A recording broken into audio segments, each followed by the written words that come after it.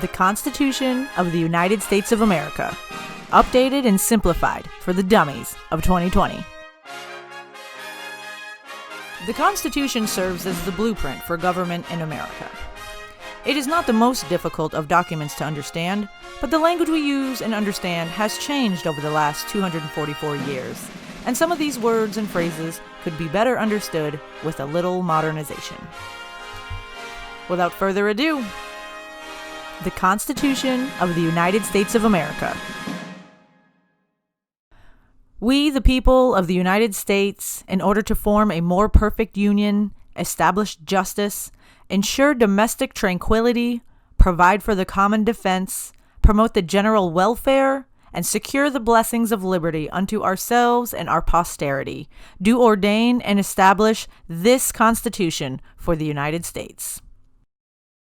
The preamble of the Constitution is easily understood and does not need to be updated.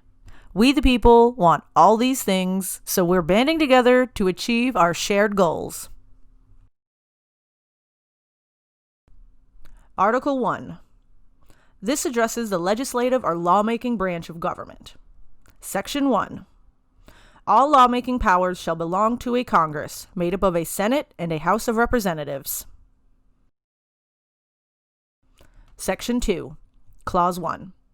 Representatives of the House shall be chosen every 2 years by all eligible voters within the boundaries of each state. Clause 2.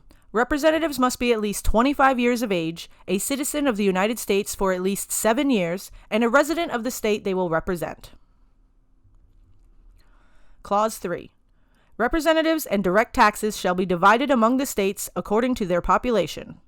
To determine population, a count, or census, shall be performed every 10 years. Each state must have at least one representative, but no more than one per 30,000 citizens. The rest of this paragraph tells how many reps each state should have had in 1776, and this only mattered until the first census was conducted 3 years after this document was written, so I'm not going to put any more time into this. Clause 4. In case a representative seat become vacant, the executive authority of that state shall call for an election to fill the empty chair. Executive authority is just the highest power in each state, usually the governor. Clause 5. The House of Representatives shall choose their speaker and other officers and shall have the sole power of impeachment, meaning they don't need to get permission from anyone to make their own decisions. Section 3. Clause 1. The Senate shall be composed of 2 senators from each state, chosen by the legislature of each state, serving for a period of 6 years, and each senator shall have 1 vote. It's interesting the people didn't get to choose who represented them in the Senate at first. Clause 2. After the initial election, senators shall be divided equally into 3 classes. The first class shall be up for election at the end of the 2nd year of their term, the second class at the end of the 4th year, and the third class at the end of the 6th year. So 1/3 of the Senate is chosen every 2 years. In case of vacancy during legislative recess, the executive of the state may make temporary appointments until the legislature meets and fills the seats. Clause 3. Senators must be at least 30 years of age, 9 years a citizen, and an inhabitant of the state which they will represent. Clause 4. The Vice President shall be President of the Senate, but have no vote unless in case of a tie. Clause 5. The Senate shall choose their other officers and a temporary Senate President to fill the seat when the Vice President is unavailable or becomes President. Clause 6.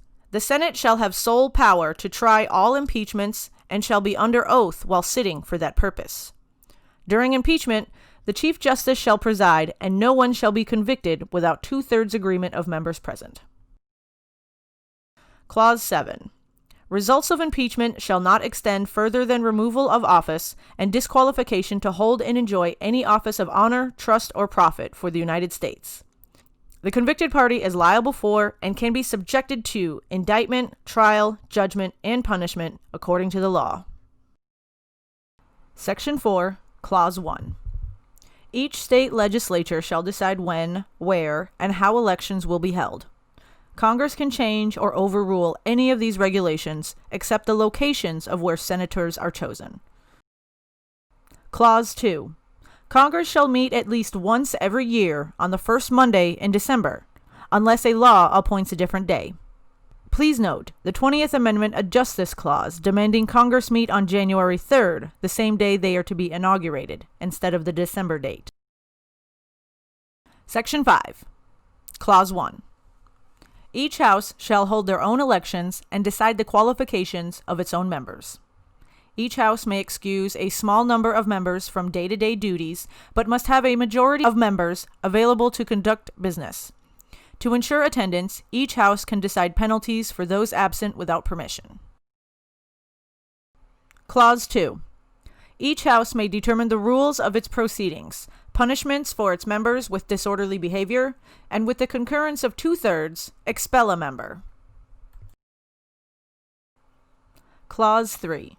Each House shall keep a journal of its proceedings and from time to time make its contents public, except parts that may require secrecy. If 1/5 of those present vote to record vote results, they would be kept in the journal. Clause 4. Neither House, during session, shall adjourn for more than 3 days without the consent of the other House, nor shall they adjourn to any place other than where both Houses shall be sitting.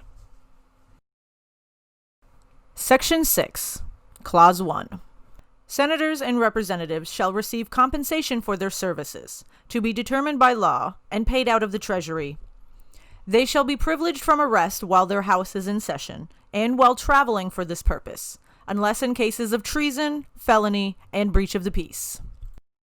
Clause 2. No senator or representative shall be appointed to any civil office while holding their elected position.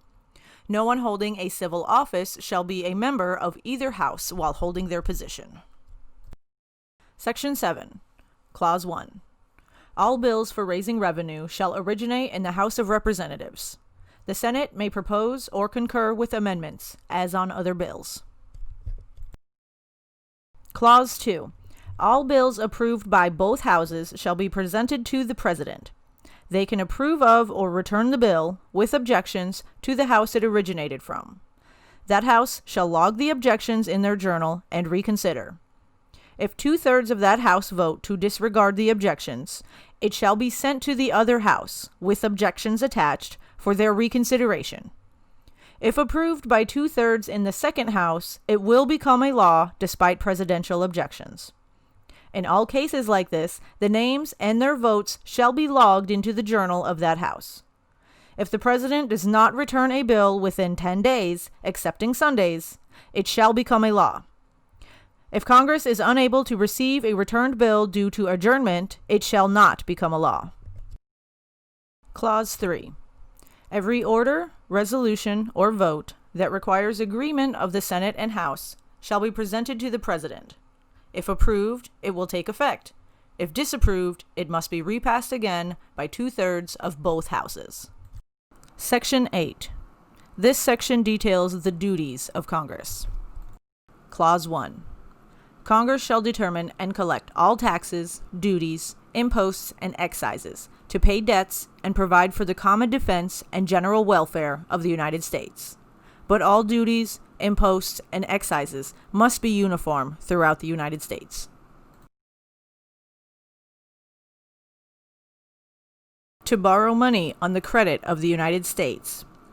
To regulate commerce with foreign nations and among the several states, and with the indigenous tribes. To establish a uniform rule of naturalization and uniform laws on the subject of bankruptcies throughout the United States. To coin money, regulate the value thereof, and a foreign coin, and fix the standards of weights and measures. To provide for the punishment of counterfeiting the securities and current coin of the United States. To establish post offices and post roads. To promote the progress of science and useful arts by securing for limited times to authors and inventors the exclusive right to their respective writings and discoveries. To constitute tribunals inferior to the Supreme Court. To define and punish piracies and felonies committed on the high seas and offenses against the law of nations. To declare war, grant letters of marque and reprisal, and make rules concerning captures on land and water. Letters of marque and reprisals are like pirate warrants. To raise and support armies, but no appropriation of money to that use shall be for a longer term than 2 years. To provide and maintain a navy. To make rules for the government and regulation of the land and naval forces. To provide for calling forth the militia to execute the laws of the Union, suppress insurrections, and repel invasions. To provide for organizing, arming, and disciplining the militia, and for governing such part of them as may be employed in the service of the United States, reserving the states respectively the appointment of the officers and the authority of training the militia, according to the discipline prescribed by Congress. Congress has authority to purchase and manage property from individual states for the purpose of building forts, magazines, arsenals, dockyards, and other buildings necessary to protection and welfare of the United States. And finally, to make all laws which shall be necessary and proper for carrying into execution the foregoing powers, and all other powers vested by this Constitution in the government of the United States, or in any department or officer thereof. Congress shall not prohibit states from importing people until the year 1808, but may impose a tax of up to $10 per person. No one shall be detained without being charged with a crime, unless during rebellion or invasion, or when public safety requires it. No law shall be created that ignores due process, or for the intention of punishment after the fact. All states' taxes shall be determined based on population. No imports or taxes charged for state-to-state transfers. All states must be treated fairly and equally by Congress. States cannot charge each other taxes or duties.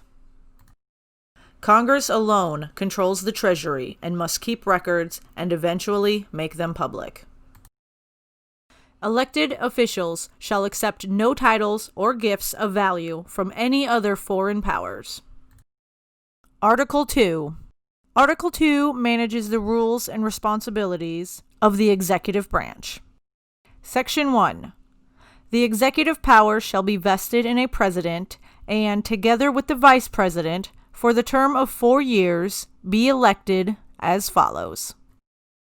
To appoint electors, each state shall determine their own rules to select one elector for each senator and representative the state is entitled to. Electors cannot be senators, representatives, or anyone holding office of trust or profit in the United States. Electors of each state shall gather to tally their votes for president and vice president, record the results, and send the sealed results to the seat of government to be read by the president of the Senate in front of all senators and representatives. The person with the greatest number of votes shall become president of the United States. In case of a tie, the House of Representatives shall immediately vote by ballot. If a result cannot be concluded, the 5 highest-ranking members of the House shall vote by ballot. The person receiving the second greatest number of votes shall become vice president. In the case of a tie, the same procedure for determining president should be followed. This clause has been modified by the 12th and later the 20th Amendment. Congress shall determine the date for which electors must submit their presidential votes. To be eligible for president, one must be a citizen of the United States, be at least 35 years of age, and be a resident of the United States for at least 14 years.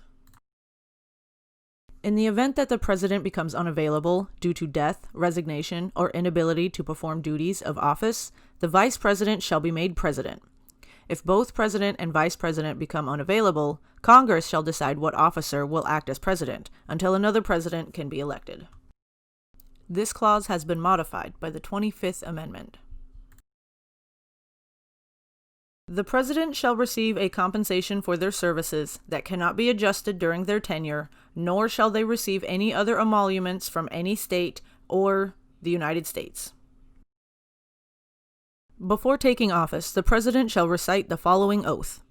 I do solemnly swear or affirm that I will faithfully execute the office of President of the United States and will, to the best of my ability, preserve, protect, and defend the Constitution of the United States. Section 2. The President shall be Commander-in-Chief of the military. The President may require written opinions from heads of executive departments to help guide their decision-making. The President shall have the power to grant reprieves and pardons, except in cases of impeachment. The President shall have the power to make treaties if they have 2/3 support of the Senate. The President can appoint ambassadors or nominate other public ministers, consuls, Supreme Court judges, and all other officers of the United States whose appointments are not herein provided for or established by law.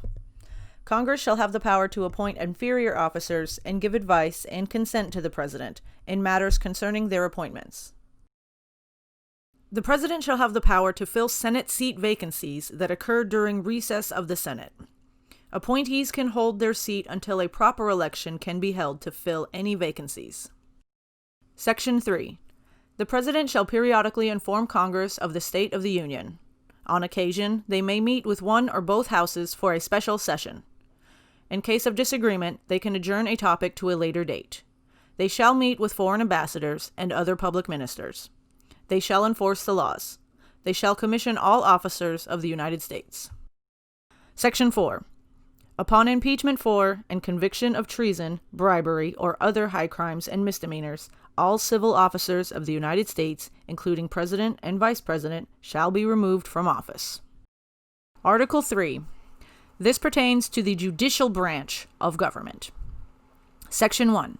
Congress shall establish a Supreme Court and, when necessary, inferior courts.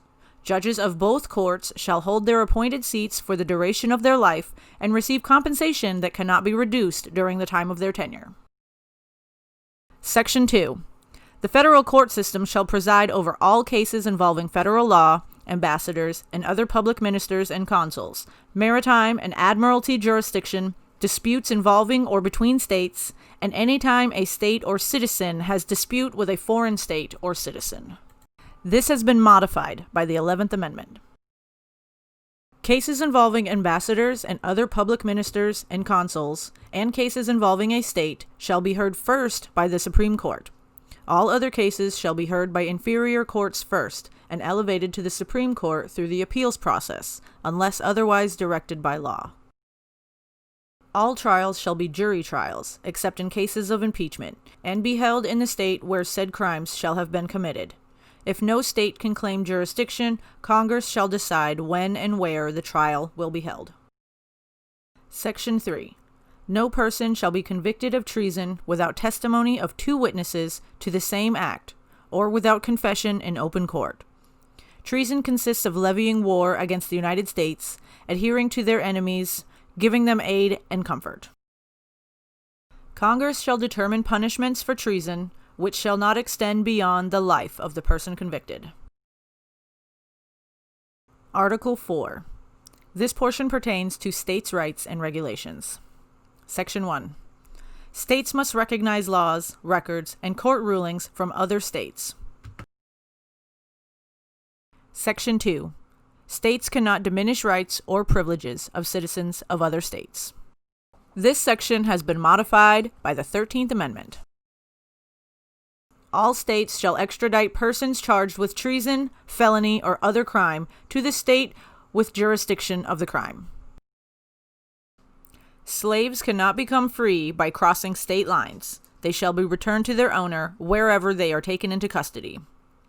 This clause has been modified by the 13th Amendment. Section 3. New states can be created, but not by using any land belonging to any other states, unless agreed upon by those states and with the consent of Congress. Congress can make and do away with any rules or regulations necessary for management of territories or other properties belonging to the United States. Section 4. Every state in the Union is guaranteed a Republican form of government, protection against foreign invasion, and protection against domestic violence. Article 5. This explains how to make amendments. Congress shall propose amendments to this Constitution whenever 2/3 of both houses deem it necessary, or when 2/3 of the legislatures of the several states shall call for a convention. 3/4 of the several states must ratify for the Constitution to be amended. No amendment shall tamper with equal representation among the states. Article 6.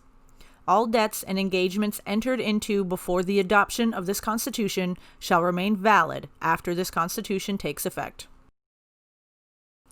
This Constitution, the laws and treaties already made, or yet to be made, shall be the supreme law of the land, unable to be superseded by any other laws or regulations. All representatives, senators, members of state legislation, and all executive and judicial officers of the United States and the several states shall be bound by oath or affirmation to support this Constitution. There shall be no religious requirement to hold office or place of public trust. Article 7. Agreement by 9 of the 13 states shall be sufficient for the establishment of this Constitution. Done in convention by the unanimous consent of the states present, the 17th day of September, in the year of our Lord, 1787, and of the independence of the United States of America. In witness whereof we have hereunto subscribed our names. And all the signatures follow. I'm not going to read through all the names. It's fairly easy to get your hands on an official copy of the Constitution where you can read all the original text and the signatures. But for now, I am out of pages in this notebook, so we will carry on to the second, which I call Volume 2, The Amendments. On September 25th, 1789, James Madison submitted 12 amendments to Congress. Once the dust settled, 10 of those 12 amendments were ratified by the several states and became known as the Bill of Rights on December 15, 1791. Here are those rights, as explained by me, a millennial. Amendment 1. Congress shall make no laws that endorses a religion, prohibits participation in religion, abridges the freedom of speech, abridges the freedom of the press, or abridges the right of the people to peaceably assemble. Amendment 2. The right to bear arms. Highly controversial due to the wording of this amendment, which probably made more sense 200 some years ago, but as of late has us debating what a militia is and what kind of firepower we should be allowed to own as citizens, if any at all. Amendment 3.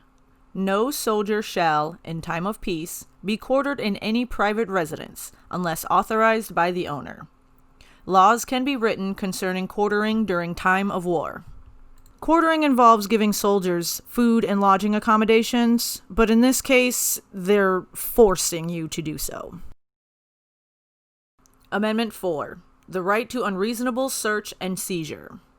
Authorities must have warrants, based on probable cause, before they can search a place or a person, or take any items from either. Amendment 5. No person can give testimony against themselves, or that proves their own guilt, unless during a grand jury trial, cases involving land or naval military forces, or the militia, or while serving during a time of war or public danger. No person can be charged twice for the same crime. Every person accused of a crime deserves due process. Amendment 6. All accused persons have the right to a speedy and public jury trial, the right to know what charges are being levied, the right to confront accusers, and the right to representation. Amendment 7. Civil cases heard in federal courts are guaranteed a trial by jury if their judgment is greater than $20. Once a jury has made a determination, the case cannot be brought up again. Amendment 8. One shouldn't be charged excessive fines or imprisoned for many years for a trivial offense. Amendment 9. Because a certain right might not be specifically outlined and protected within this document, does not mean those rights do not exist. Amendment 10. Any powers that have not been delegated to the federal level shall be left to the individual state's discretion. This grants states' rights over everything not called for inside this document. Amendment 11. The judicial branch of the United States shall not become involved in any suit brought against a state by the citizen of another state or foreign state. Amendment 12. There is a lot of explanation going on here, and I admit, a lot of it is over my head, but my understanding is that the 20th Amendment changed all this, making the process more simple. And I don't want to waste time or printer paper by trying to explain it here. Let's just wait till we get to the 20th Amendment. Amendment 13, Section 1. Slavery is banned within the United States. Section 2. Congress shall write laws to enforce this. Amendment 14, Section 1. All persons born or naturalized in the United States and subject to the jurisdiction thereof are citizens of the United States and of the state wherein they reside. No state shall make or enforce any laws abridging the privileges or immunities of United States citizens. No state shall deprive any person of life, liberty, or property without due process. No state shall deny any person within its jurisdiction equal protection of the laws. Section 2. Every person in each state counts towards the whole number of persons in that state, excluding indigenous Americans who do not pay taxes. Every male citizen who achieves the age of 21 is eligible to vote. States who do not allow for this can have their number of representatives reduced.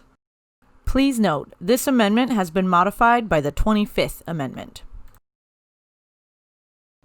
Section 3.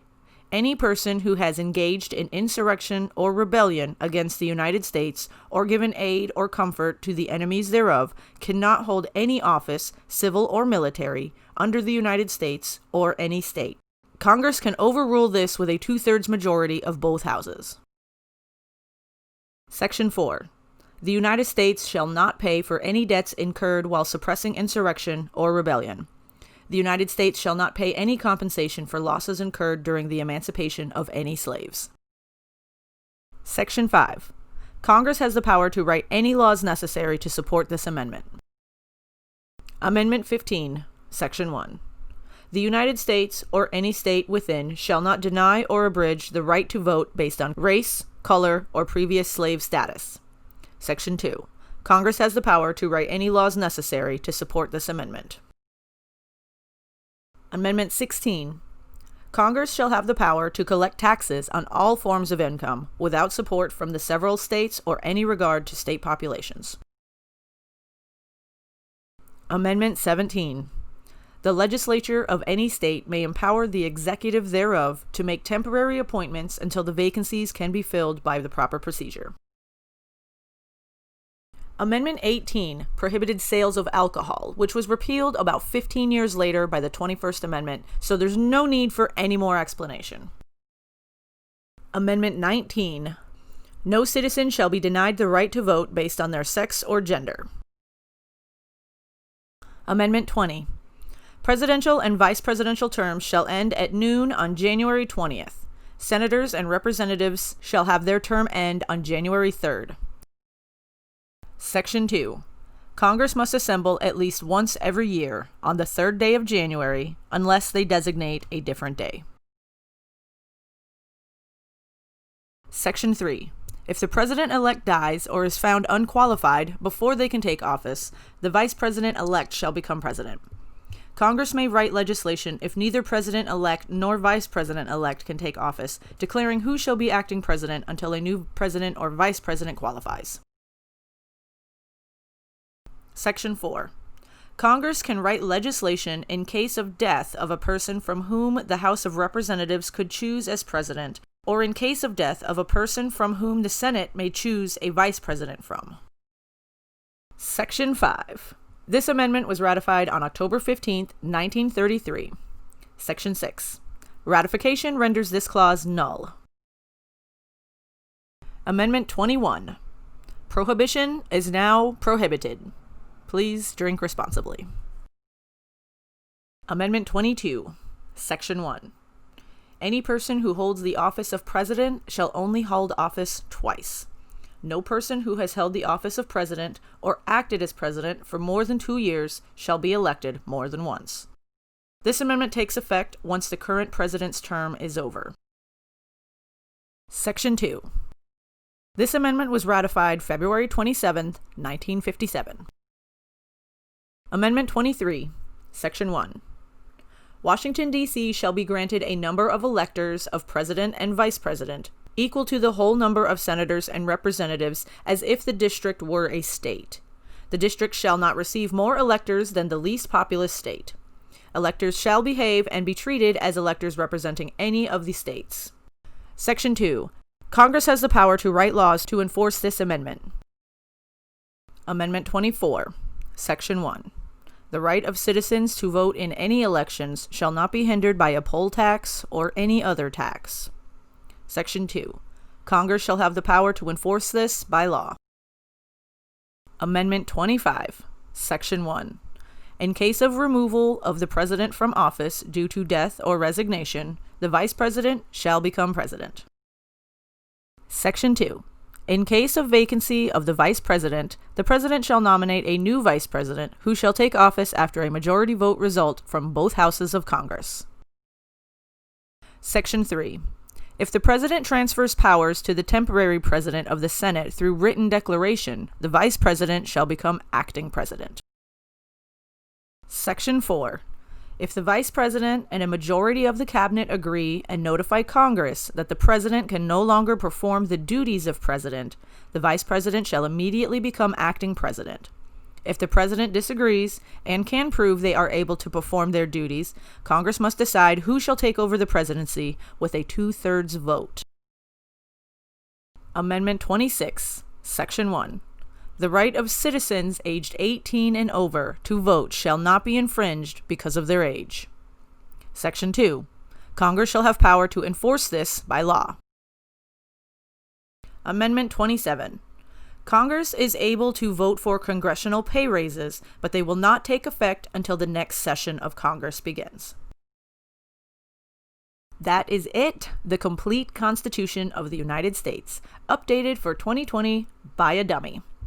I cannot guarantee my interpretations will stand up in a constitutional court, so be sure to do your own reading and research if you want to know more. I feel I've learned a lot and can understand this document much better now, but I will also be reading more of our founding documents and making more videos like this, trying to understand what they mean and the impact they have on our lives in the 21st century. If you'd like to join me on this journey, you can subscribe or follow me on social media. I've put my links up on the left. Thank you for watching. This has been Megan America.